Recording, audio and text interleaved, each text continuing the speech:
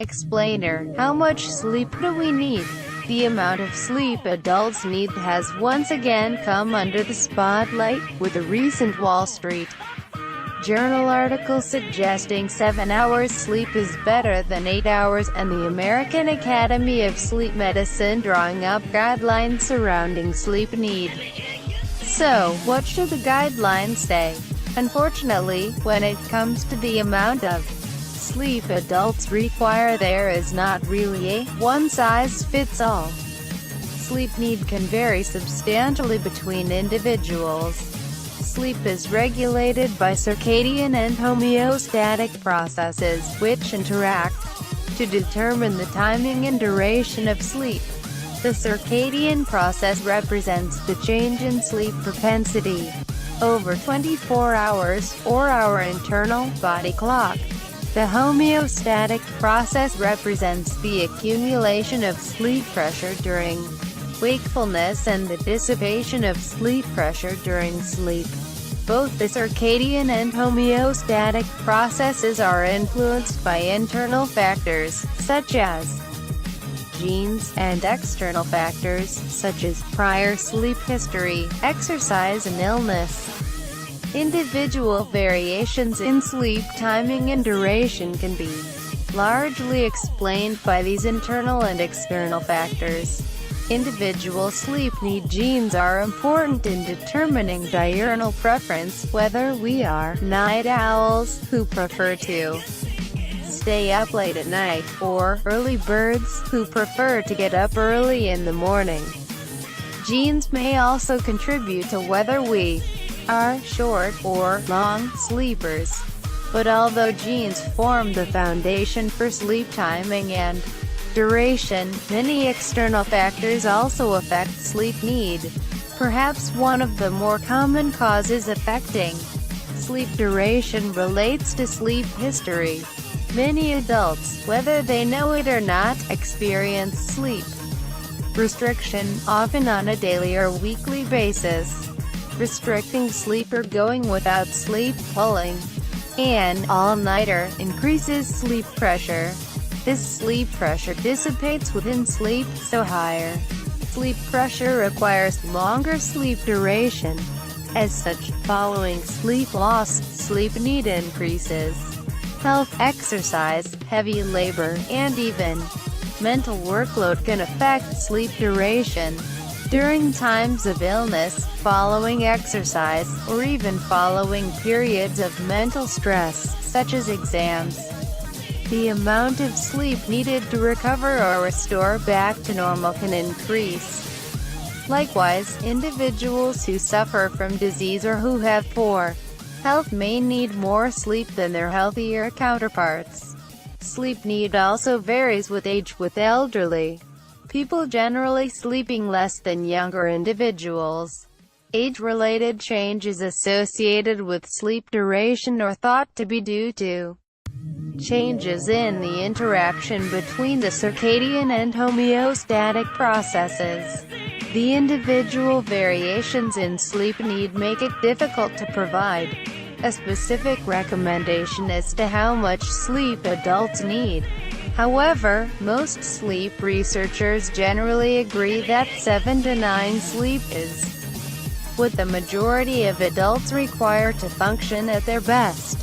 Why 8 hours sleep? Sleep restricted to 7 hours or less results in impairments to reaction time, decision-making, concentration, memory and mood, as well as increased sleepiness and fatigue and some physiological functions.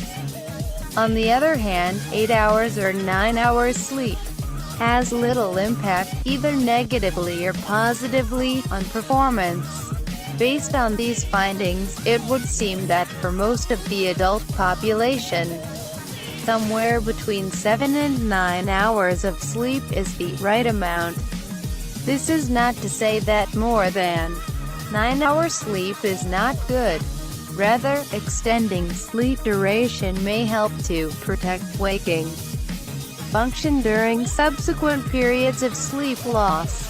While we may not need 10 hours sleep all the time, there are some clear benefits from getting more sleep. but I am fine with 6 hours sleep. The first question you need to ask yourself is, are you really? You may be one of the lucky few with the right genetics.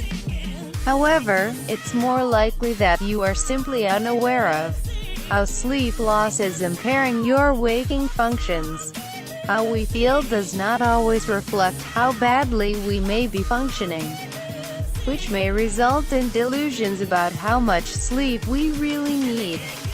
Needing an alarm clock to wake up and the desire to sleep in on weekends, holidays suggests that sleep need is not being met. Critically though, if you have difficulty sleeping for a continuous 8 hours, try not to worry too much, as this may make things worse. Finding your optimal sleep duration. The amount of sleep need can vary significantly and can depend on multiple different factors, making it difficult to work out optimal sleep need. Below is a guide that might help to determine sleep need. Keep a diary of your sleep. Include the times you went to bed and woke up, how you slept and how you felt during the daytime. Go to bed when you feel sleepy, tired if you can. Don't use an alarm clock. Rather, let your body naturally wake up. Try to get natural sunlight exposure during the day. Keep to a regular sleep schedule all days of the week. After a while, you should be able to work out the best timing and duration for your sleep. If you are still unsure or concerned, see your general practitioner. Remember, though, sleep need can change with circumstances, so always listen to your body. Gemma Page does not work for, consult to, own shares in or receive funding from any company or organization that would benefit from this article, and has no relevant affiliations. This article was originally published on The Conversation. Read the original article.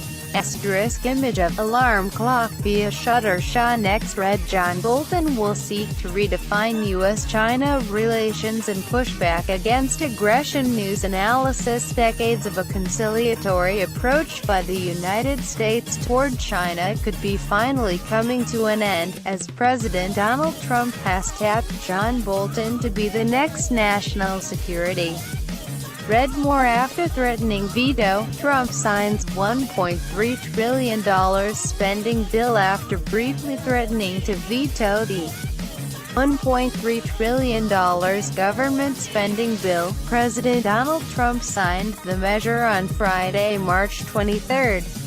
While lamenting the measure's many flaws, the president said that it had to. Read more. With deadline looming, Trump threatens to veto spending bill. With the deadline for a government shutdown looming, President Donald Trump said that he is considering a veto of the $1.3 trillion budget bill, which was just approved by the House and Senate. Read